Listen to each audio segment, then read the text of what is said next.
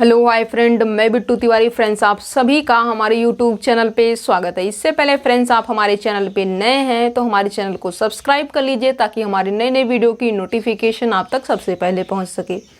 Friends, यहाँ पे जो है आपको एक बात बता दें कि इसकी जो प्रीवियस क्वेश्चंस है, जो आपके MH SET paper second mathematical science booklet code A के जो प्रीवियस क्वेश्चन है, क्वेश्चन नंबर 16 के जो पहले क्वेश्चंस हैं, उनको जो है हमने लेक्चर 1 के अंदर जो है स्टडी किया है। यदि आपने उसको नहीं देखा, इसके प्रीवियस क्वेश्चन को आप देखना चाहते हो तो वहाँ से आप देख सकते हो। ठीक है, अब हम आते हैं क्वेश्चन नंबर 16 के ऊपर।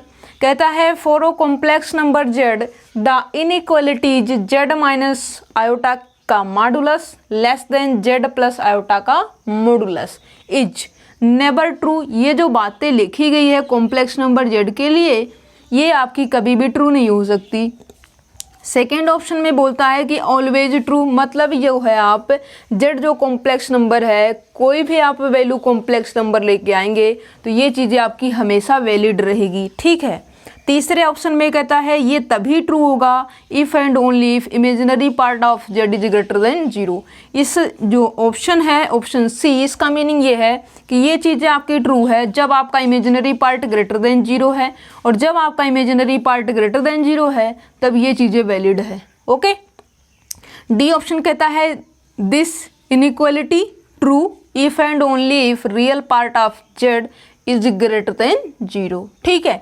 अब यहाँ पे रियल और इमेजिनरी पार्ट के बारे में यहाँ पे डिस्कस किया गया है किसके अंदर, सी और डी ऑप्शन में, और ए और बी में ऑलवेज ट्रू होगा, नेवर भी ट्रू होगा। ठीक है। तो इसका मतलब ये है कि पहले हम ऑप्शन सी और डी के अकॉर्डिंग चेक करें। ठीक है।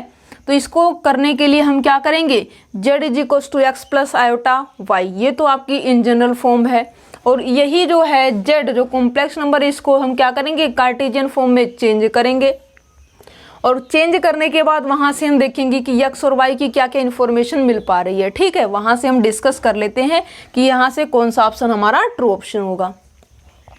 आइए देखिए करते हैं। यहाँ पे हम पुट करते हैं जेड माइनस आयोटा की modulus less than z plus iota का मॉडुलस। अब यहाँ पे हम क्या कर देते हैं, यहाँ पे जो है हम z is equals to x plus iota y, ये जो कॉम्प्लेक्स नंबर इसको रिटर्न करने का फॉर्म ये है, जहाँ पे एक्स और वाई आपके कहाँ से बिलोंग करते हैं, रियल नंबर से। ओके, ये फॉर्म है। अब चलिए वैल्यू पुटअप कर देते हैं। ये हो जाएगा x plus iota y minus का आयोटा का modulus less than x plus iota y plus का आयोटा। ठीक है।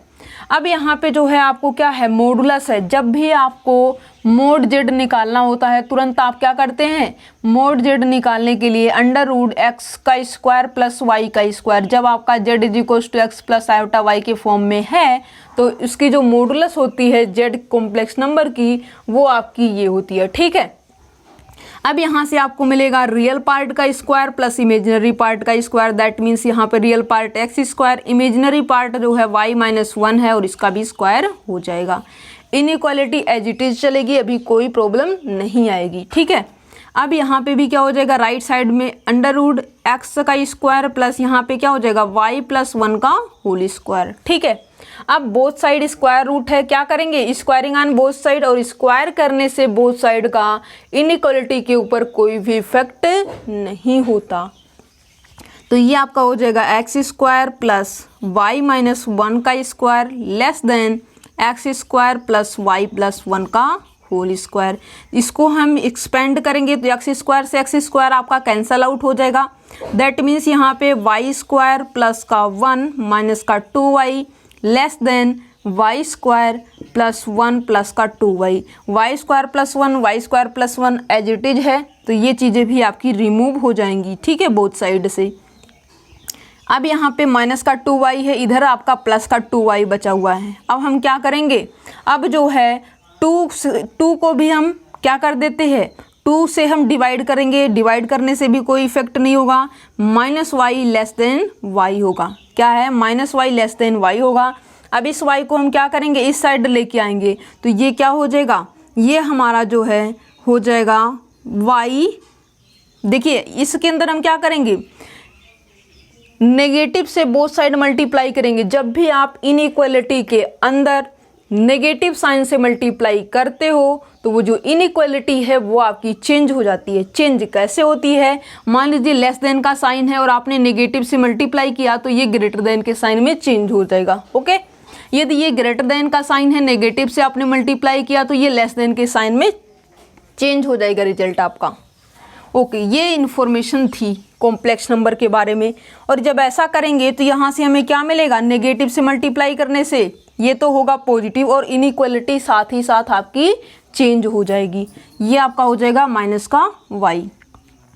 अब यहाँ पे हम क्या करेंगे, इसको हम इस साइड लेके आएंगे तो ये हो जाएगा आपका y प्लस का y is greater than 0। This implies that y plus y 2y greater than 0। जब दो नंबर आपके ग्रेटर देन 0 है तो इसका मतलब क्या होता है, पहला नंबर ग्रेटर देन 0 है और दूसरा नंबर भी क्या है, ग्रेटर देन 0 है। क्या है, 2, क्या है 2, जो कि ग्रेटर देन 0 है, रियल नंबर है, वो भी पॉजिटिव रियल नंबर, तो ग्रेटर देन 0 है। इसका मतलब ये है कि जो y नंबर है इसकी मजबूरी है कि इसको भी पॉजिटिव होना होगा, तभी जो है ये पॉजिटिव हो पाएगा। ठीक है, क्योंकि यहाँ पे जो है बोथ पॉजिटिव की मल्टीप्लाई ग्रेटर देन 0 हो सकती है या फिर बोथ नेगेटिव नंबर की भी मल्टीप्लाई ग्रेटर देन 0 हो सकती है। बट यहाँ पे जो 2 है ये कांस्टेंट नंबर है, जो कि पॉजिटिव कांस्टेंट नंबर है, तो ये जो है y को पॉजिटिव ही होना होगा। तो यहाँ से फाइनली हमें क्या मिलेगा, यहाँ पे हमें ये मिलेगा कि y जो है हमारा ग्रेटर देन 0 है। y क्या है, z जो कॉम्प्लेक्स नंबर है इसका, ये तो रियल पार्ट है और ये जो है हमारा इमेजिनरी पार्ट है। क्या है, इमेजिनरी पार्ट का ये y है और इसका जो रियल पार्ट है z का वो x है। ठीक है, अब यहाँ पे इसको क्या लिखेंगे, z का जो है इमेजिनरी पार्ट है, क्या है, z का इमेजिनरी पार्ट जो है ग्रेटर देन 0 आया। हमें इन्फॉर्मेशन ये गिवन थी, z हमें कॉम्प्लेक्स नंबर गिवन था, इसकी हेल्प से हमने क्या किया है, z is equal to x plus iota y return किया है।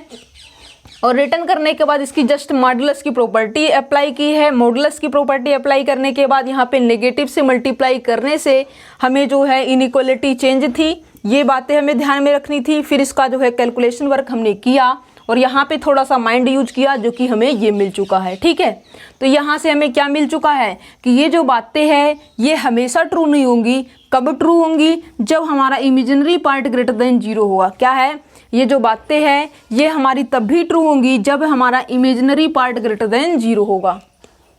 और ये कहता है ये बातें तब ट्रू होंगी जब रियल पार्ट जो है ग्रेटर देन 0 होगा। जी नहीं, हमने चेक कर लिया है, इसको सोल्व कर लिया है, तो यहाँ पे कैसे ऑप्शन हो जाएगा, हमने देख लिया है कि जो इसका इमेजिनरी पार्ट है वो ग्रेटर देन 0 यदि होगा तो कंडीशन ट्रू है, यदि कंडीशन ट्रू है तो इसका जो इमेजिनरी पार्ट है वो ग्रेटर देन 0 होगा। मीन्स सी ऑप्शन ट्रू होगा। और ये कहता ऑलवेज ट्रू, जी नहीं, कहता कभी नहीं ट्रू नहीं होगा, जी नहीं, जब इमेजिनरी पार्ट ग्रेटर देन 0 होगा तब तो ट्रू होगा, और नेवर ट्रू, इसलिए ये भी रॉन्ग हो जाएगा। फाइनली जो आपका ऑप्शन नंबर सी है ये आपका ट्रू ऑप्शन होगा और जो बच गए ए, बी और डी ये आपके रॉन्ग ऑप्शन होंगे। ठीक है, अब देखते हैं हम अपना नेक्स्ट क्वेश्चन।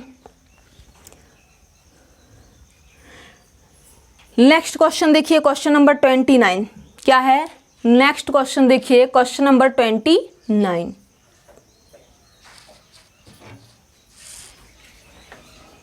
क्वेश्चन नंबर 29 जो है लीनियर अलजेब्रा का क्वेश्चन है। क्या है, क्वेश्चन नंबर जो आपका 29 है ये आपके लीनियर अलजेब्रा का क्वेश्चन है। बिल्कुल इजी क्वेश्चन है, आपको लीनियर ट्रांसफॉर्मेशन है और जो डिफाइंड किया गया है वो भी आपको गिवन है।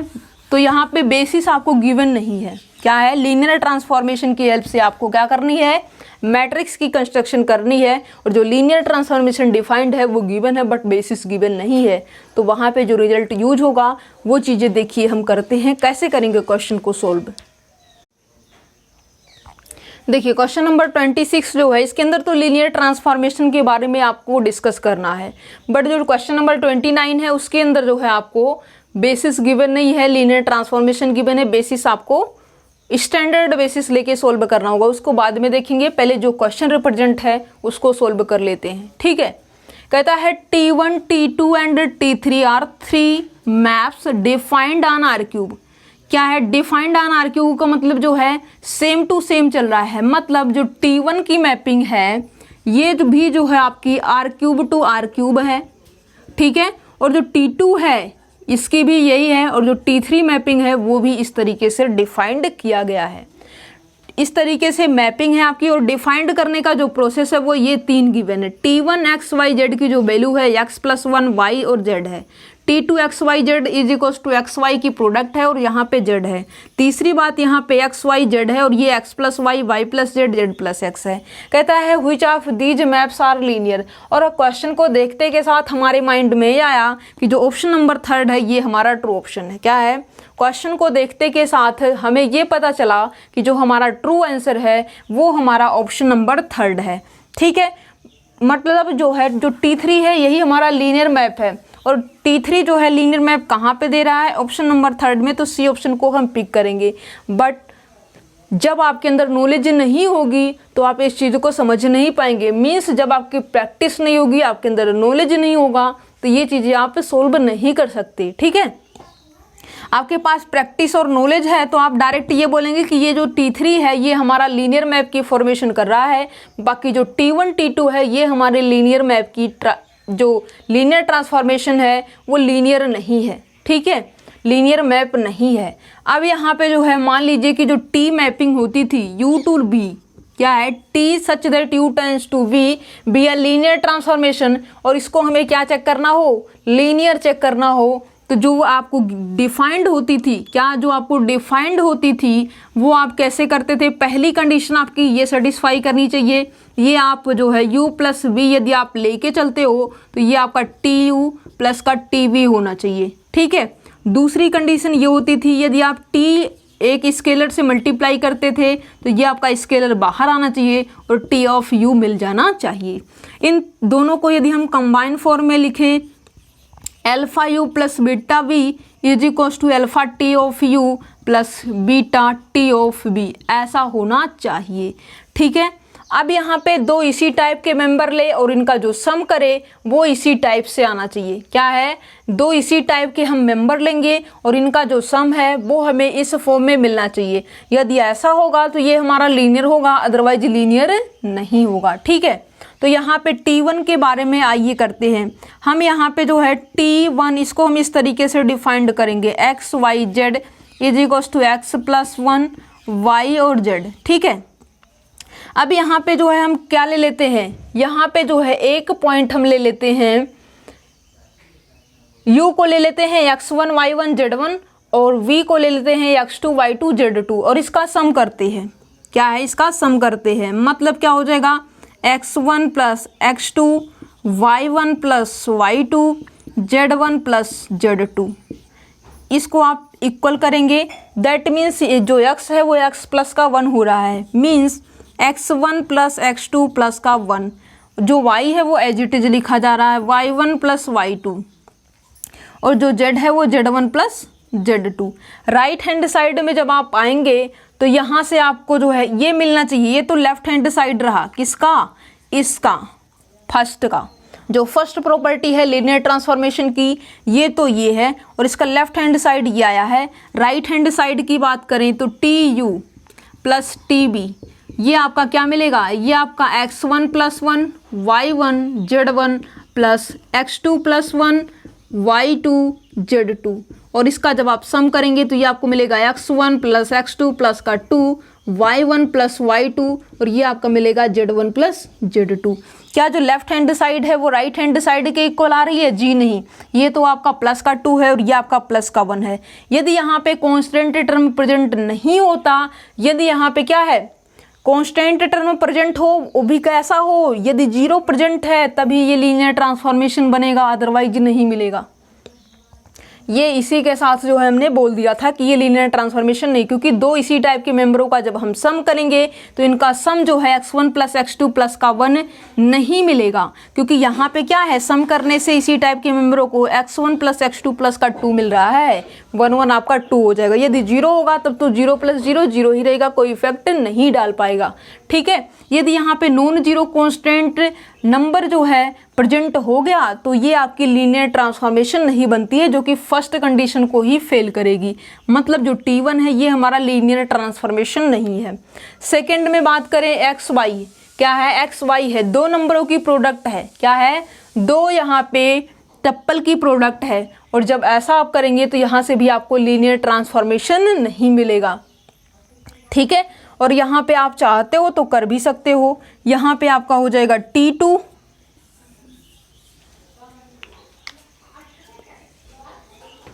देखिए T2 के बारे में भी देख लेते हैं।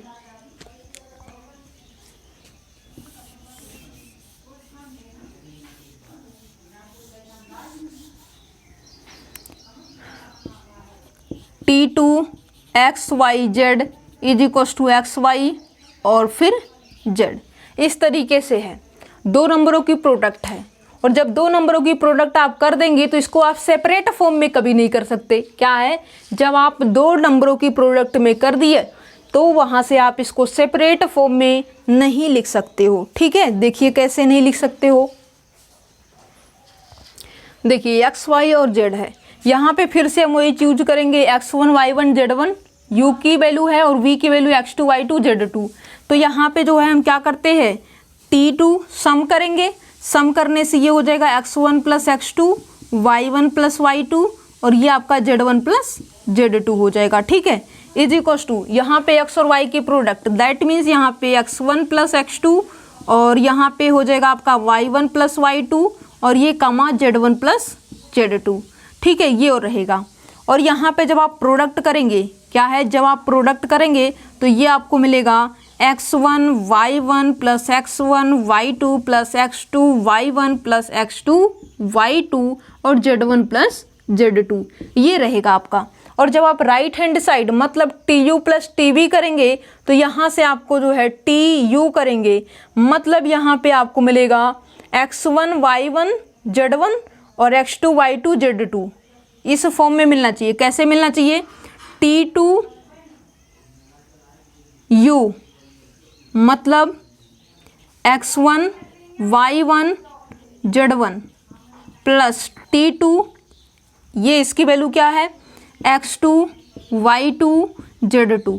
ये फॉर्म कैसे मिलेगी, X1 Y1 Z1 plus X2 Y2 Z2, सम कर देंगे तो क्या मिलेगा, X1 Y1 plus X2 Y2 कमा Z1 प्लस Z2, ये होगा। और आपको मिल क्या रहा है, X1 Y1 X2 Y2 ये रहा, और बीच के जो दो टर्में हैं, जो बीच के दो टर्में हैं X1 Y2 X2 Y1, इनकी हमें रिक्वायरमेंट नहीं है। और क्या है, ये चीज़ें एक्स्ट्रा आ रही है। जब एक्स्ट्रा आ रही है तो हम क्या करेंगे, हम ये बोलेंगे कि जो इसका कंडीशन फर्स्ट है लीनियर ट्रांसफॉर्मेशन की, वही ये सेटिस्फाई नहीं कर पा रही है। जब वही सेटिस्फाई नहीं है मतलब T2 भी हमारा लीनियर ट्रांसफॉर्मेशन नहीं है। और आगे से आप ध्यान भी रखेंगे कि जैसे कि आपको कोई दे दिया जाए X Y Z is equals to X plus alpha कर दिया जाए, Y Z कर दिया जाए, या फिर जो है X plus alpha Y plus beta Z plus gamma, इस तरीके से है। और जो हाँ यहाँ पे अल्फ़ा है, तीनों में से अल्फ़ा बीटा गामा में से कोई जो है नॉन जीरो है, कांस्टेंट टर्म, तो तुरंत आप बोल दीजिए कि वो लीनियर ट्रांसफॉर्मेशन नहीं है। ठीक है, जहाँ पे अल्फा नॉट इक्वल्स टू 0 तो ये जो है जो फॉर्म है वो आपकी नॉट अ लीनियर ट्रांसफॉर्मेशन, ये हमारी लीनियर ट्रांसफॉर्मेशन नहीं बनती है। ओके, अब यहाँ पे थर्ड ऑप्शन पे आते हैं, मतलब T3 के बारे में डिस्कस करते हैं। T3 के बारे में देखिए डिस्कस कैसे करेंगे। और अभी आपने देखा कि जो A और B है ये आपका लीनियर ट्रांसफॉर्मेशन नहीं मिल पा रहा है। क्या, जो पहला और दूसरा है ये आपका लीनियर ट्रांसफॉर्मेशन नहीं है। और ये कहता है which of these maps are linear, ये कहता है T1 T2 रोंग, T1 T3, T1 तो एक इंक्लूड है जो कि नहीं है, मतलब इसको भी रोंग करेंगे। ये कहता है T1 T2 और इसके साथ साथ T3 है। जब हमें T1 T2 लीनियर ट्रांसफॉर्मेशन मिला ही नहीं है तो हम क्या करेंगे, इस ऑप्शन को भी रोंग करेंगे।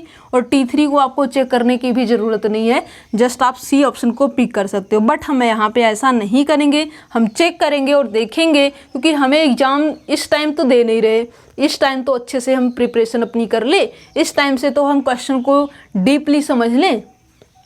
ठीक है, यहाँ पे कोई जल्दबाजी नहीं है।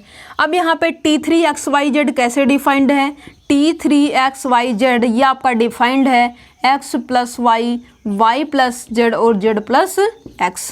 पहली कंडीशन इसकी देखें, T3 ये आपका हो जाएगा X1 plus X2, Y1 plus Y2, Z1 plus Z2। ये आपका हो जाएगा क्या, X प्लस वाई, मतलब पहला और दूसरा ऐड होगा, पहला और दूसरा ऐड होगा, मतलब x1 plus x2 plus y1 plus y2, और ये कामा लगेगा, y और z ऐड होगा। क्या है? y और z ऐड होगा, मतलब यहाँ पे y1 plus y2 z1 plus z2 सम रहेगा। ठीक है, और ये z प्लस x, मतलब z1 plus z2 x1 plus x2, sorry plus का रहेगा। ठीक है, ये इस फॉर्म में हो गया। और इस फॉर्म में होने के बाद हम क्या करेंगे, इसको एक साथ करेंगे, मतलब x1 y1 को एक साथ, x2 y2 को एक साथ, y1 z1 को एक साथ, y2 z2 को एक साथ, z1 और x1 को एक साथ, z2 x2 को एक साथ कर देंगे। मतलब ये रहेगा, ये तो सम तो ही लिखा गया है, दो टप्पल की सम तो लिखी गई है, इसका मतलब इसको हम दो अलग अलग टप्पल के ऊपर भी ब्रेक कर सकते हैं। ठीक है, तो ये हो जाएगा आपका x1 प्लस y1, और ये हो जाएगा आपका y1 प्लस z1, और ये हो जाएगा आपका z1 प्लस x1। फिर प्लस का लगाएंगे, सेकेंड टप्पल का जो मेंबर है उसको लिखेंगे, इसको हम कर देते हैं x2 प्लस y2, और इसको कर देते हैं y2 प्लस z2, और ये हो जाएगा आपका z2 प्लस x2। ठीक है, ये इस फॉर्म में हो गया। और इसको जो है क्या लिख सकते हैं, ये तो हमारा T3u लिखा हुआ है, और ये हमारा T3v लिखा हुआ है। ठीक है, और ये हम क्या लेके चले थे, ये जो है हम T3u प्लस v लेके चले थे, और हमें T3 of u plus T3 of v मिल चुका है, मतलब पहली कंडीशन फुलफिल है। दूसरी बात यह है कि यहाँ पे यदि हम स्केलर से मल्टीप्लाई करें, क्या है, पहली कंडीशन तो वैलिड है, यदि हम कांस्टेंट टर्म से मल्टीप्लाई करें तो यहाँ से जो है T of alpha into u, मतलब T3 alpha into u is equal to क्या हो जाएगा, T3 alpha x alpha y alpha z, और ये क्या हो जाएगा, ये यहाँ पे आप क्या करेंगे, ब्रेक करेंगे इस तरीके से, मतलब alpha x plus alpha y plus alpha z plus alpha x. ठीक है, और यहाँ पे टप्पल के हर एक के अंदर है, और टप्पल के हर एक के अंदर है तो अल्फा को आप बाहर कर सकते हो, कोई प्रॉब्लम नहीं है। अल्फा बाहर कर लिया आपने, ये आपका हो जाएगा x प्लस वाई, ये आपका हो जाएगा y प्लस जेड, और ये आपका हो जाएगा z प्लस एक्स। और ये जो चीज़ें लिखी गई है ये आपकी क्या है, T3 ऑफ u लिखी हुई है, और u को हमने क्या माना है, x y z, और ये हो जाएगा अल्फा T ऑफ u। ठीक है, और u आपका क्या है, x y z, u is equal to tuple का मेंबर कैसे है, x y z। ठीक है, इस तरीके से आपकी जो सेकंड कंडीशन है इन जनरल वो भी ट्रू हो चुकी है। ठीक है, अब इस बात को हमने काउंटर एग्जाम्पल वगैरह से नहीं डिस्कस किया, इसको जो है जस्ट हमने जो कंडीशन थी उसी के अकॉर्डिंग हमने जो है इन जनरल टर्म को लेते हुए, इन जनरल u और v के मेंबरों को उठाते हुए हमने सोल्व किया है। ठीक है, इसका मतलब जो है आप कोई भी अपने अकॉर्डिंग एग्जाम्पल लेंगे तो ये चीज़ें वैलिड रहेंगी। तो यहाँ से कौन सा ऑप्शन ट्रू हो जाएगा, सी ऑप्शन ट्रू हो जाएगा, T3, जो कि हमारे लीनियर ट्रांसफॉर्मेशन की बोथ कंडीशन को सेटिस्फाई कर रही है, T of u plus v is equal to T u plus TV, और जो दूसरी कंडीशन है T of alpha into u is equal to alpha into T of u, दोनों की दोनों कंडीशन फिल कर रही है। तो यहाँ से हम सी ऑप्शन को पिक करेंगे, A, B और जो D ऑप्शन है ये हमारा रॉन्ग ऑप्शन होगा। ठीक है, अब जो है हम नेक्स्ट क्वेश्चन डिस्कस करेंगे, क्वेश्चन नंबर 29। क्या है, अब हम नेक्स्ट क्वेश्चन डिस्कस करेंगे, क्वेश्चन नंबर 29।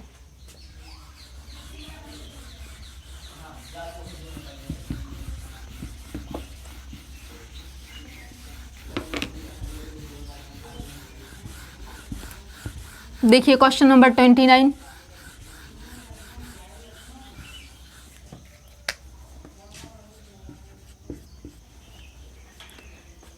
क्वेश्चन नंबर 29 भी आपके लीनियर ट्रांसफॉर्मेशन का ही क्वेश्चन है।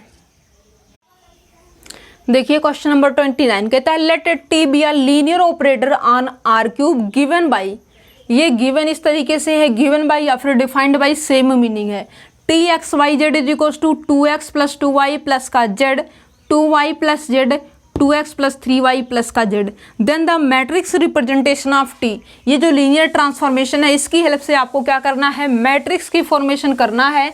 और किसके रिस्पेक्ट में, standard basis of R cube के रिस्पेक्ट में। और ये 4 ऑप्शन गिवन है कि इनमें से कौन सी आपकी जो मैट्रिक्स होगी वो बन के तैयार होगी।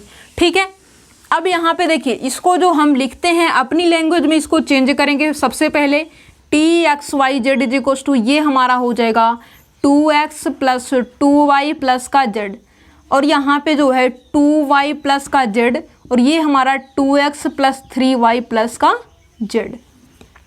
ठीक है, अब जब भी आपको बोथ साइड की बेसिस, देखिए जब आपके कोई भी बेसिस गिवन नहीं होगी तब आप स्टैंडर्ड बेसिस लेंगे अपने अकॉर्डिंग, और यहाँ पे स्टैंडर्ड बेसिस लिख दिया गया है तब भी हमें कोई प्रॉब्लम नहीं है। वहाँ पे भी हम क्या करते, यदि गिवन नहीं होता तब भी हम स्टैंडर्ड बेसिस लेके सॉल्व करते, यदि स्टैंडर्ड बेसिस गिवन है तब भी हमें कोई प्रॉब्लम नहीं है। और ये चीज़ देखेंगे, ट्रिक यूज करने से पहले हम ये देखेंगे कि क्या बोथ साइड की बेसिस हमारी स्टैंडर्ड बेसिस है या नहीं। यदि हमारे बोथ साइड की बेसिस जो है स्टैंडर्ड बेसिस रहेगी तो हम क्या करेंगे, इनको रो वाइज लिखेंगे, टप्पल के मेंबरों को हम रो वाइज लिखेंगे। मतलब यहाँ पे पहला टप्पल सबसे पहले उठाएंगे। ट्रिक देखिए, सबसे पहले पहला टप्पल का मेंबर उठाएंगे, उसको फर्स्ट रो में लिखेंगे। फर्स्ट रो में x का कोफिशिएंट कितना है 2, मतलब यहाँ पे A11 की वैल्यू 2 रहेगी। टप्पल का सेकंड मेंबर क्या है y, और इसका कोफिशिएंट कितना है 2। टप्पल का तीसरा मेंबर क्या है z, और इसका कोफिशिएंट कितना है 1। मतलब जो 2 2 1 ये जो टप्पल इससे बना है ये कहाँ पे लिखा जाएगा, फर्स्ट रो के अंदर लिखा जाएगा। सिमिलरली जो टप्पल का सेकंड मेंबर है इसको सेकंड रो में लिखा जाएगा, और टप्पल का जो थर्ड मेंबर है इसको हम क्या करेंगे, थर्ड रो में लिखेंगे। यहाँ पे x का कोफिशिएंट कितना है 0, y का कोफिशिएंट 2, z का कोफिशिएंट 1। यहाँ पे तीसरे टप्पल में आइए, तीसरी रो में लिखना है x का कोफिशिएंट 2, y का कोफिशिएंट 3, z का कोफिशिएंट 1। ठीक है, ये तो आपकी ट्रिक के अकॉर्डिंग रही, और क्वेश्चन को देखते के साथ आपने सोल्व कर दिया। और आप फाइनली क्या देख चुके हो कि 2 2 जो 1 है, 0 2 1 2 3 1, ये आपका जो ऑप्शन नंबर ए है यही आपका करेक्ट आंसर है। देखिए यहाँ पे 2 2 1 है, और यहाँ पे 2 0 2 है, यहाँ पे 1 1 1 है, तो इस तरीके से आपका ये सब नहीं होगा। फाइनली जो आपका आंसर है वो आंसर ए है। ठीक है, इसको आप पिक करेंगे तो आपको मार्क मिलेगा। ठीक है, कुछ क्वेश्चन के अंदर कुछ भी नहीं था, बस क्या था कि यहाँ पे जब भी स्टैंडर्ड बेसिस थी, और जब भी स्टैंडर्ड बेसिस दे दी जाए मैट्रिक्स की कंस्ट्रक्शन करना हो, इजी काम है। क्या है, बिल्कुल इजी काम है। यहाँ पे हम क्या करेंगे, टप्पल का पहला मेंबर उठाएंगे और यहाँ पे एक्स वाई जेड इसके आर्डर में ही लिखेंगे। ठीक है, एक्स का कोफिशिएंट, वाई का कोफिशिएंट और जेड का कोफिशिएंट। ऐसा नहीं कि हम जेड का कोफिशिएंट फिर वाई का फिर एक्स का, ऐसा नहीं करेंगे। एक्स आर्डर तो यहाँ पे मोस्ट इंपॉर्टेंट होती है। मतलब जैसे बेसिस यहाँ पे, यदि यहाँ पे आपको सेकंड, जैसे स्टैंडर्ड बेसिस आर क्यूब की E1 E2 E3 है, ठीक है, यदि आपको E3 E2 E1 दे दिया गया तो वहाँ पे जब आपकी मैट्रिक्स बनेगी तो वो चीज़ें चेंज होके आएगी। यदि E1 E2 E3 है, स्टैंडर्ड बेसिस है, वहाँ से कुछ और मैट्रिक्स बन के तैयार होगी। ठीक है, वो चीज़ें डिफरेंट हो जाती है। इसके अंदर जो है जब आपको मैट्रिक्स की कंस्ट्रक्शन करनी होती है तो जो बेसिस होती है वो इम्पोर्टेंट रोल प्ले करती है। ठीक है, इसलिए आपको बेसिस को आगे पीछे नहीं करके लिखना होता है। ओके, स्टैंडर्ड बेसिस है तो हम क्या करेंगे, E1 पहले लिखेंगे, फिर E2 फिर E3। ठीक है, उसके अकॉर्डिंग सेट कर लेंगे तो ये चीज़ें आपको मिलेंगी। और जब आप कैलकुलेट करेंगे वहाँ से भी करेंगे तो ये मिलेगा, और यदि ट्रिक के अकॉर्डिंग आप करेंगे तब भी आपको ये मिल जाएगा। ठीक है, तो यहाँ से आपका फर्स्ट ऑप्शन ट्रू हो जाएगा। बी, सी और डी जो ऑप्शंस है ये आपके रॉन्ग ऑप्शन होंगे। ठीक है, अब देखते हैं नेक्स्ट क्वेश्चन।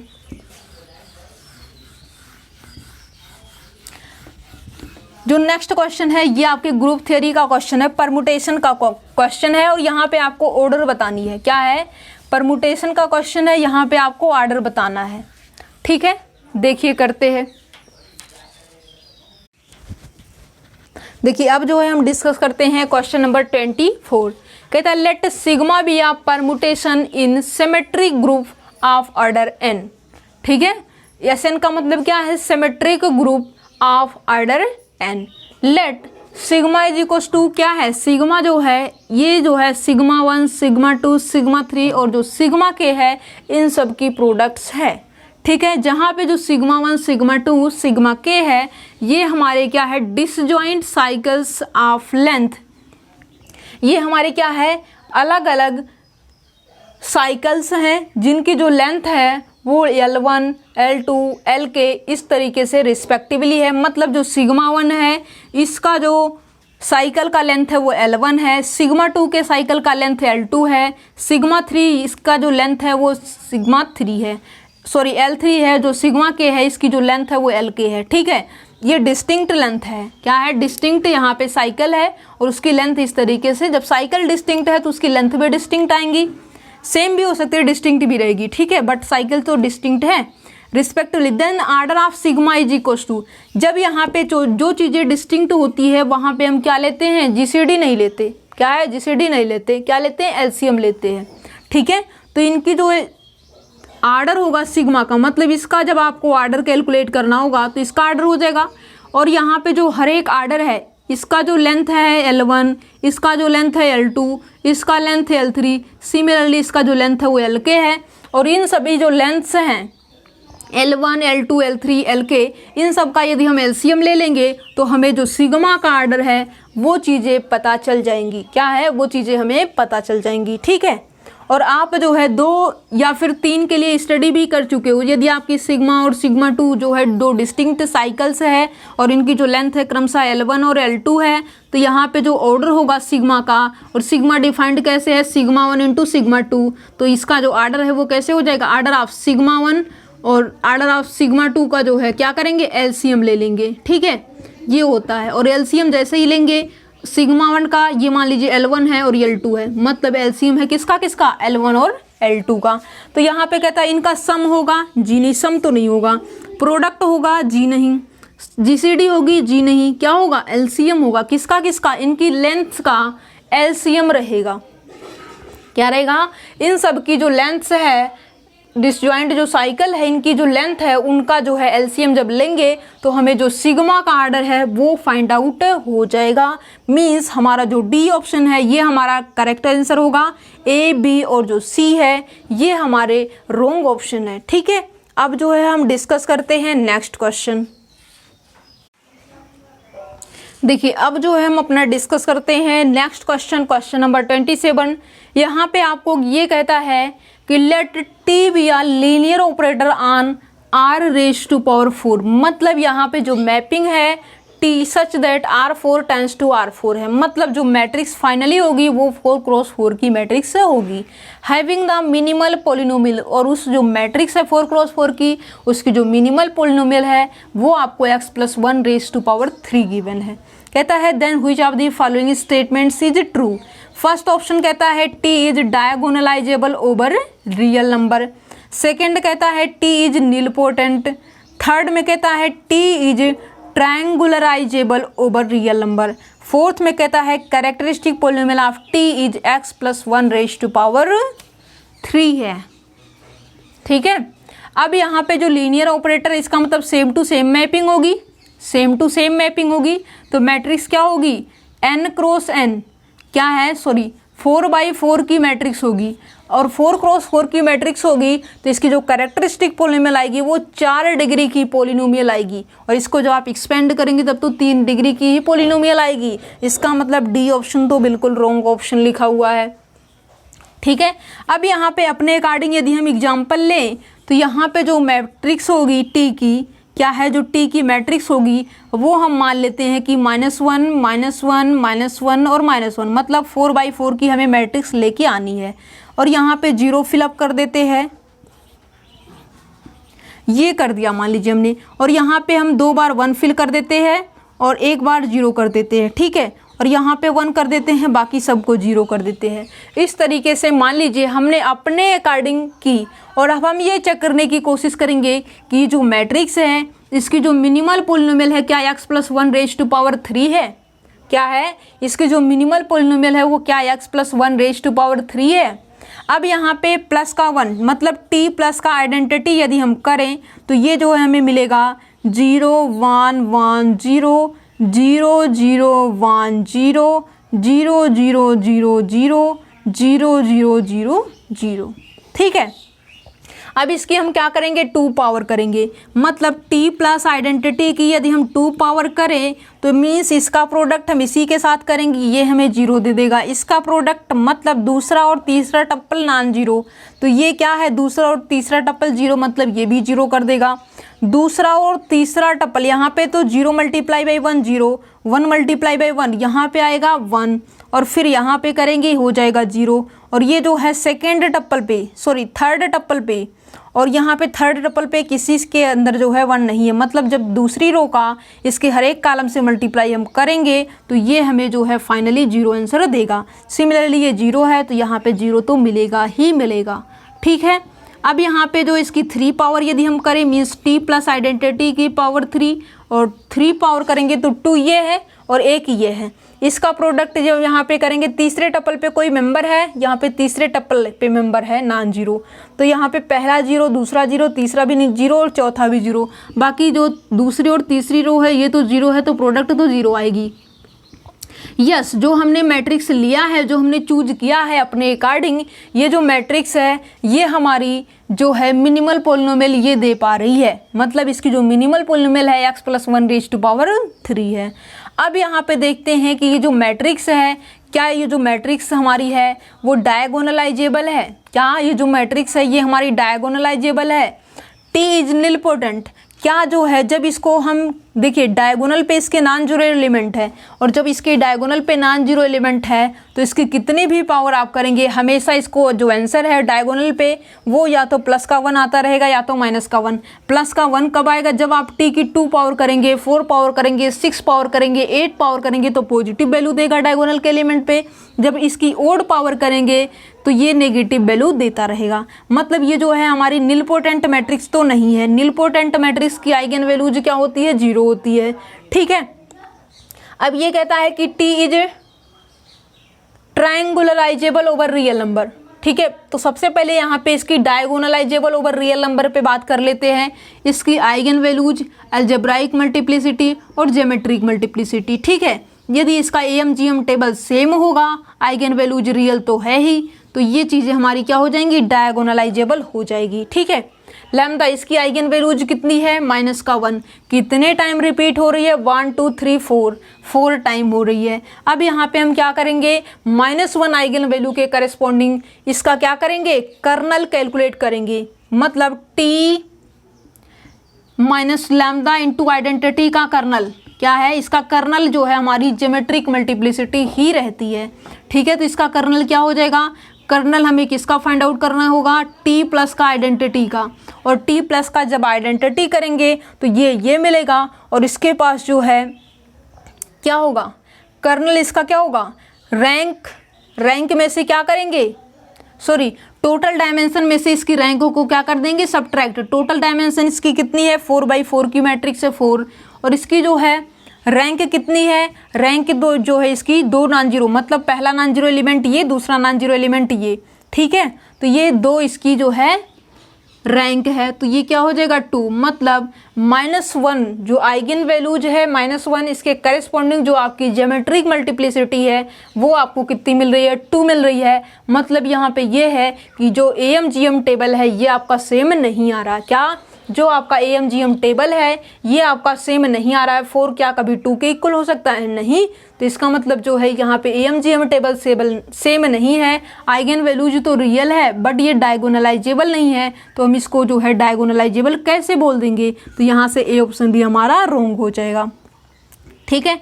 और ये हमारी जो मैट्रिक्स है ये ट्रायंगल के फॉर्म में बन रही है, तो ये हमारी कैसी मैट्रिक्स है, ये हमारी ट्रायंगुलेबल मैट्रिक्स है, किसके ऊपर, ओवर रियल नंबर, क्योंकि इसकी आइगन वैल्यूज क्या आ रही है, रियल नंबर आ रही है। तो C ऑप्शन हमारा ट्रू ऑप्शन हो जाएगा। A, B और जो D ऑप्शन है ये हमारा रॉन्ग ऑप्शन होगा, ठीक है। अब हम करते हैं नेक्स्ट क्वेश्चन, क्या है, अब हम डिस्कस करेंगे नेक्स्ट क्वेश्चन। देखिए नेक्स्ट क्वेश्चन नंबर आपका 30 है, क्या है, नेक्स्ट जो क्वेश्चन है ये आपका क्वेश्चन नंबर 30 है।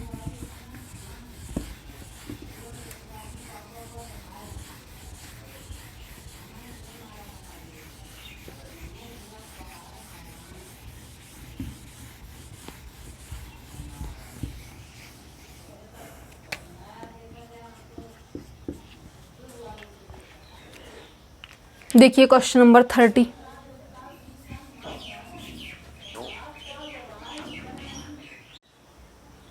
देखिए जो क्वेश्चन नंबर 30 है उसका जो स्टेटमेंट है अब हम समझ लेते हैं। कहता है let A and B are real n cross n matrices which of the following statements is false. आपको क्या बतानी है, आपको यहाँ पे फॉल्स स्टेटमेंट बतानी है, ठीक है।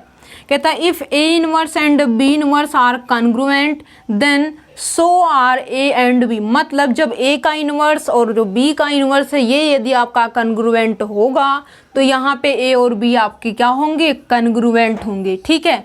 इफ ए का ट्रांसपोज एंड बी का ट्रांसपोज आर कॉन्ग्रुएंट देन ए और बी जो होंगे वो भी आपके कॉन्ग्रुएंट होंगे।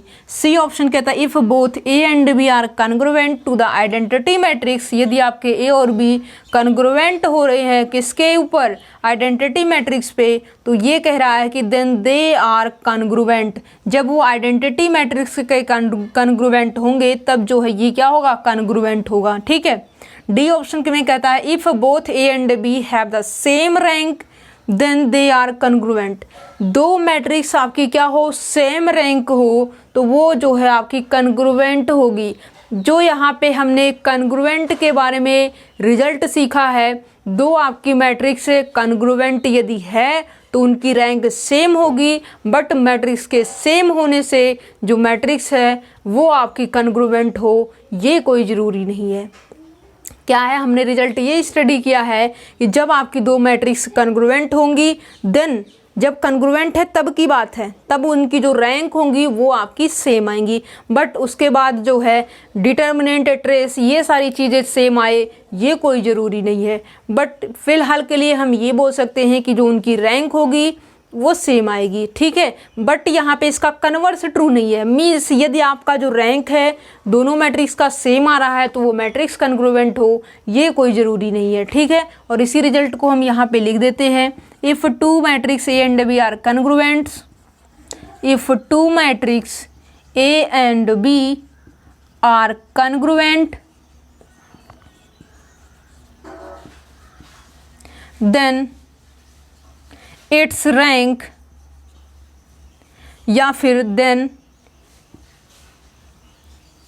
Rank of A and B are same. इनकी जो रैंक होगी वो क्या होगी, सेम होगी, ठीक है। Two matrix A and B are congruent then rank of A and B are same. और ये देखिए जब ये आपको जो मैट्रिक्स ए है जो मैट्रिक्स बी है उसका जब आप इनवर्स कॉन्ग्रुएंट बोल रहे हो मतलब उसका इनवर्स एग्जिस्ट हो रहा है। इनवर्स एग्जिस्ट है मतलब उसका डिटर्मिनेंट नॉन जीरो है। क्या है, उसका डिटर्मिनेंट नॉन जीरो है, मतलब ए भी फुल रैंक की है बी भी फुल रैंक की है। और जब ए फुल रैंक है बी फुल रैंक है तभी तो इसका इनवर्स जो है एग्जिस्ट होगा, और जब एग्जिस्ट होगा तो ये भी रैंक सेम ही देगा, ठीक है। Then so are A and B, तो यहाँ से जो ए और बी है वो क्या कॉन्ग्रुएंट होंगे, बिल्कुल होंगे। जब कॉन्ग्रुएंट होंगे मतलब इन्वर्टिबल है, सेम रैंक दे रहा है, ये भी जो है सेम रैंक है ये भी सेम रैंक है, तभी तो आप इनवर्स फाइंड आउट कर पाएंगे। सेम रैंक में वो भी फुल रैंक है, जितने आर्डर की मैट्रिक्स है उतना उसका जो है रैंक मिल रहा है, ठीक है। उसका इनवर्स मिला आपको, इनवर्स आपका कॉन्ग्रुएंट है तो इसका मतलब क्या है जो ए और बी मैट्रिक्स है वो भी आपकी कॉन्ग्रुएंट है, ठीक है। अब यहाँ पे जो ए की रैंक होती है और जो ए के ट्रांसपोज की रैंक होती है वो सेम होती है, ठीक है। तो यहाँ पे ए का ट्रांसपोज और बी का ट्रांसपोज यदि कॉन्ग्रुएंट होगा तो यहाँ पे हम ये बोलेंगे कि जो ए और बी है वो भी क्या होगा, कॉन्ग्रुएंट होगा। ये भी हमारी ट्रू स्टेटमेंट है, ये भी हमारी ट्रू स्टेटमेंट है, ठीक है। सी ऑप्शन में कहता है if both A and B are congruent to the identity matrix then they are congruent. अब देखिए ये दोनों क्या है, आपस में कॉन्ग्रुएंट है, और ये किसके ऊपर जो है जा रही है, आइडेंटिटी मैट्रिक्स के ऊपर, मतलब इसकी जो रैंक है वो फुल रैंक आ रही है। क्या है, फुल रैंक आ रही है, और फुल रैंक आएगी तब भी तो वो उसकी जो रैंक है वो सेम रहेगी। तो क्या वो कॉन्ग्रुएंट होने से बच पाएगी, जी नहीं, तब भी वो क्या रहेगी, कॉन्ग्रुएंट ही रहेगी। मतलब ये भी ट्रू है, ये भी ट्रू है, ये भी ट्रू है। ट्रू ऑप्शंस आपके कौन कौन से रहे, पहला, दूसरा, तीसरा तो आपका ट्रू हो चुका। आपको बताना क्या है, आपको फॉल्स स्टेटमेंट बतानी है। और रिजल्ट के अकॉर्डिंग आप ये देख रहे हो कि जब कन्ग्रुएंट होगी आपकी मैट्रिक्स तो आपके जो मैट्रिक्स ए और बी है उनकी रैंक सेम आएगी।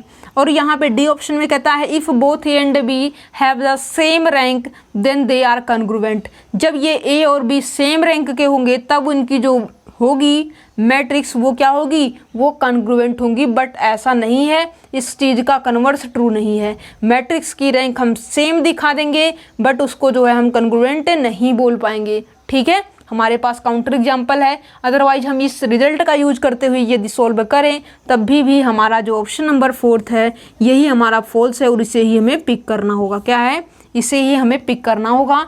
ए ऑप्शन हमारा रॉन्ग है, बी ऑप्शन हमारा रॉन्ग है और फाइनली हमारा जो ऑप्शन नंबर डी है इसे हमें पिक करना होगा, तभी हमें मार्क मिलेंगे। ठीक है, और क्वेश्चन के अंदर जब भी आप सोल्व करो तो काफ़ी जो है उसको अच्छे तरीके से सोल्व करो।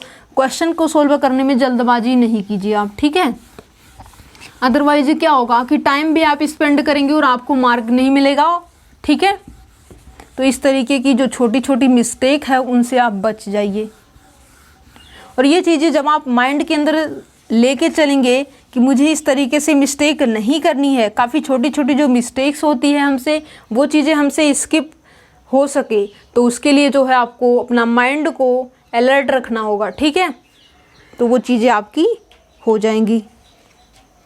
नेक्स्ट क्वेश्चन देखिए,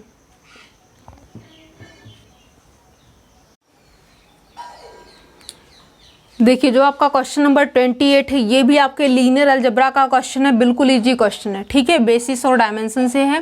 कहता है let V be a finite dimension vector space over K and W be a subspace of V, then which of the following statement is true. आपको कैसी स्टेटमेंट बतानी है, ट्रू स्टेटमेंट।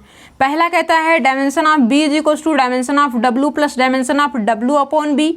सेकेंड में कहता है dimension of B is equal to dimension of W minus dimension of B by W. C में कहता है dimension B is equal to dimension W plus dimension B mod W भी बोल सकते हो या फिर बी बाई डब्ल्यू भी बोल सकते हो, कोई प्रॉब्लम नहीं है। डी ऑप्शन में dimension of B is equal to dimension of B by W. अब देखिए जो आपका v बाई डब्ल्यू है ये आपका क्या है, कोशेंट स्पेस। क्या है, v बाई डब्ल्यू आपका जो है ये कोशेंट स्पेस है।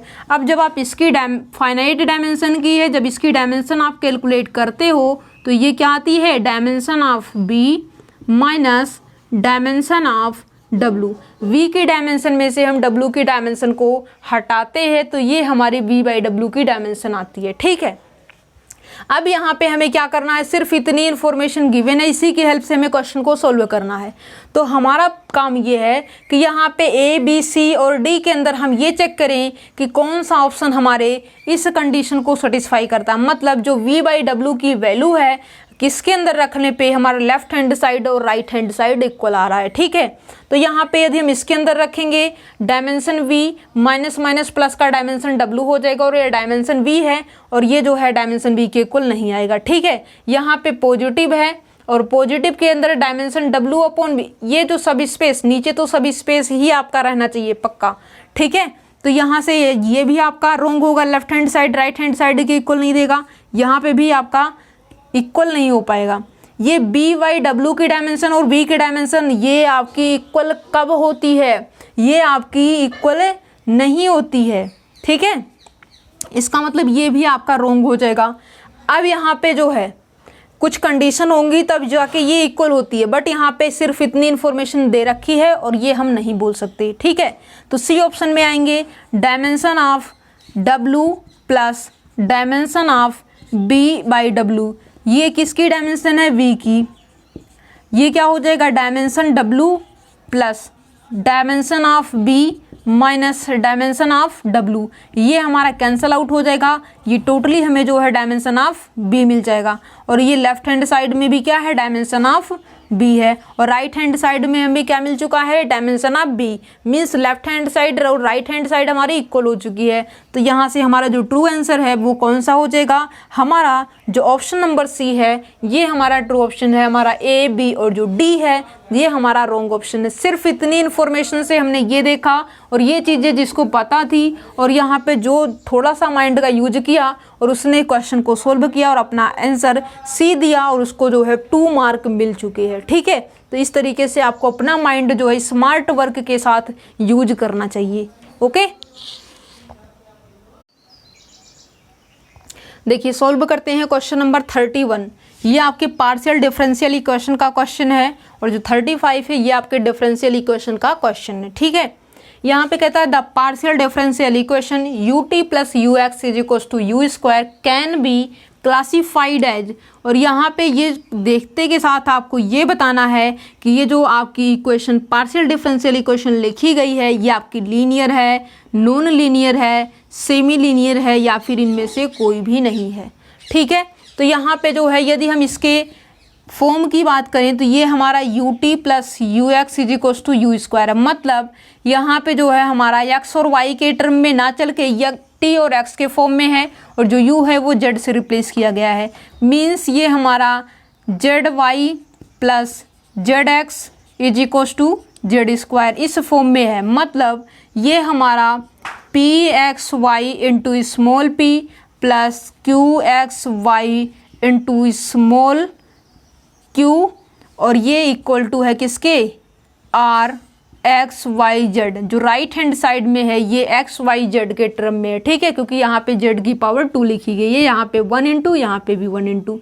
पी क्या होता है curly z y curly x, q क्या होता है curly z y curly y, small q small p. ठीक है, ये मतलब ये जो इक्वेशन लिखी हुई है आपकी जो दे रखी है ये आपकी इस फॉर्म में है और जो ये फॉर्म होती है ये आपकी कैसी फॉर्म है, ये जो फॉर्म है ये आपकी सेमी लीनियर फॉर्म है। क्या है ये जो आपकी फॉर्म है ये आपकी जो है, इधर देखिए इधर तो लीनियर हो रहा है बट ये लीनियर नहीं है। मतलब ये क्या है ये सेमी लीनियर है, आधा लीनियर है और आधा लीनियर नहीं है। तो इसको हम क्या बोलेंगे सेमी लीनियर बोलेंगे। तो ये कहता है लीनियर, जी नहीं। कहता है नॉन लीनियर, नॉन लीनियर कब होगा जब बोथ साइड में लीनियर ना हो, तो इसको भी हम करेंगे कट। और ये कहता है सेमी लीनियर, यस हमारा जो सी ऑप्शन है ये ट्रू होगा। जब सी ट्रू हो गया तो डी को क्या होना होगा, इसको रॉन्ग होना होगा। ठीक है, तो यहाँ से फाइनली जो हमारा ट्रू आंसर है वो ऑप्शन नंबर सी है। ये जो हमारी लिखी हुई है पार्शियल डिफरेंशियल इक्वेशन ये हमारी सेमी लीनियर लिखी गई है। ठीक है, अब आते हैं क्वेश्चन नंबर 35 के ऊपर। क्या है, अब हम आ जाते हैं क्वेश्चन नंबर 35 के ऊपर। कहता है आपको जो है जो डिफरेंशियल इक्वेशन गिवन है इसकी ऑर्डर और डिग्री बतानी है। क्या है, जो आपको गिवन डिफरेंशियल इक्वेशन इसकी ऑर्डर और डिग्री बतानी है।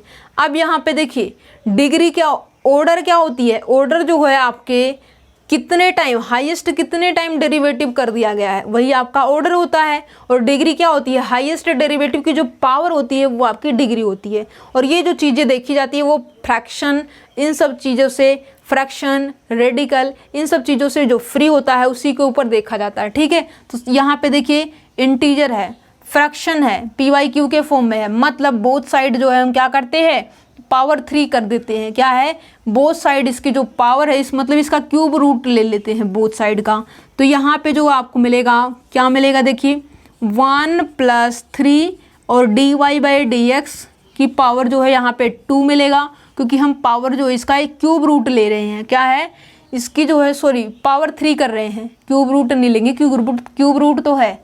ठीक है, और यहाँ पे जो है इसकी जब 3 पावर करेंगे बोथ साइड की तो ये रहेगा और ये आपको मिलेगा 4d³ की पावर 3। ठीक है, और यहाँ पे इसको कर देंगे ब्रेक तो ये हो जाएगा 4, दिस इम्प्लाइज दैट 4 की पावर 3 d³y/dx की पावर 3 की whole power 3 is equals to आपको क्या मिलेगा a + b का होल स्क्वायर, a² + 9 dy/dx का whole square, a² + b² + 2ab, 2 3 जा 6 इंटू dy/dx। अब यहाँ पे इसको इधर लेके आएंगे, ये नेगेटिव, ये नेगेटिव, ये भी नेगेटिव इज इक्वल्स टू 0। अब यहाँ पे हाईएस्ट ऑर्डर का ऑर्डर पहले बताना है और यहाँ पे हाईएस्ट टाइम डेरिवेटिव कितनी है 3 टाइम, ज़्यादा से ज़्यादा 3 टाइम इसको डेरिवेट किया गया है। ठीक है, और इसको ये चीज़ें आपकी कहाँ पे यूज होती है जब आप डिग्री देखने लगते हो। ठीक है, तो यहाँ पे हाईएस्ट डेरिवेटिव इसकी कितनी है 3। अब हाईएस्ट डेरिवेटिव की जो पावर है वो कितनी है 3, मतलब हाईएस्ट डेरिवेटिव की पावर को हम क्या बोलते हैं, डिग्री बोलते हैं। ऑर्डर क्या बोलते हैं, हाईएस्ट डेरिवेटिव कितने टाइम हुआ है, तो यहाँ पे जो ऑर्डर है वो 3 आएगा और जो डिग्री है वो भी 3 आएगी। मतलब आपका कौन सा आंसर ट्रू हो जाएगा, सी ऑप्शन आपका ट्रू हो जाएगा। ए, बी और जो डी ऑप्शन है ये आपका रॉन्ग होगा। ठीक है, आपने क्वेश्चन नंबर 31 को और 35 को सोल्व कर लिया है, जो कि आपके ऑर्डिनरी डिफरेंशियल इक्वेशन, और यहाँ पे ये जो क्वेश्चन था ये आपके पार्शियल डिफरेंशियल इक्वेशन का क्वेश्चन था। ठीक है, अब आपको करना है नेक्स्ट क्वेश्चन सोल्व।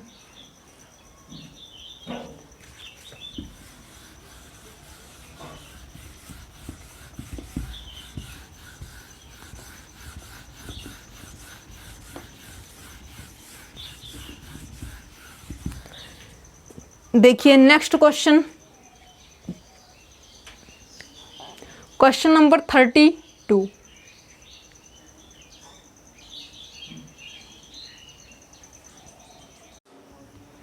देखिए जो क्वेश्चन नंबर 32 है वो कहता है the complete integral of the partial differential equation F P Q is equal to 0 is. पहला कहता है option z is equal to 5a into x plus y plus B. B कहता है z is equal to 5a into x square plus A y plus का B. C कहता है z is equal to 5a into x plus A y plus का B. D कहता है z is equal to x square plus A y plus का B. ठीक है, अब यहाँ पे देखिए जो कंप्लीट इंटीग्रल होता है पार्शियल डिफरेंशियल इक्वेशन का, जब F P Q is equal to 0 होता है तो यहाँ पे जो हमें सोल्यूशन मिलता है वो हमें a x plus b y plus का एक कांस्टेंट मिलता है। क्या है, a x plus b y plus का एक कांस्टेंट, मतलब एक्स भी लीनियर वाई भी लीनियर और एक कांस्टेंट टर्म प्रेजेंट है। ठीक है, अब यहाँ पे सेकेंड ऑप्शन में देखें तो पावर 2 है, थर्ड को छोड़िए, फोर्थ ऑप्शन में यदि आप देखते हो तो यहाँ पे भी x की 2 पावर है, मतलब बी ऑप्शन और जो डी ऑप्शन है ये हमारा बिल्कुल भी ऑप्शन नहीं हो सकता। अब यहाँ पे x के कोफिशिएंट में एक कांस्टेंट टर्म है, y के कोफिशिएंट में भी एक कांस्टेंट टर्म प्रेजेंट है, मौजूद है। तो यहाँ पे देखिए y के जो कोफिशिएंट है उसके अंदर जो है कांस्टेंट टर्म यहाँ पे जो है 1 को छोड़ के 1 भी हो सकता है, बट यहाँ पे जो b है b को यदि हम 2 ले लेंगे तब तो ये चीज़ें ट्रू नहीं होंगी। जब b को हम 2 ले लेंगे तो ये चीज़ें ट्रू नहीं होंगी, और c को जो है b कर दे तो यहाँ पे जो है हमारी जो फर्स्ट ऑप्शन है ये भी ट्रू नहीं होगा। तो यहाँ पे बचेगा कौन, यहाँ पे यदि हम a को फाई ऑफ a से रिप्लेस करें और यहाँ पे जो b है b को यदि हम a से रिप्लेस कर दें तो ये हमारा सेम आंसर दे देगा। मतलब ये जो ये फॉर्म लिखी हुई है ये जस्ट यही फॉर्म ही लिखी हुई है, मतलब जो सी ऑप्शन है ये हमारा ट्रू ऑप्शन है। ए, बी और जो डी ऑप्शन है ये हमारा कैसा ऑप्शन है, रॉन्ग ऑप्शन है। अब हम करेंगे नेक्स्ट क्वेश्चन, क्वेश्चन नंबर 33। क्या है, अब जो है हम डिस्कस करते हैं नेक्स्ट क्वेश्चन, क्वेश्चन नंबर 33।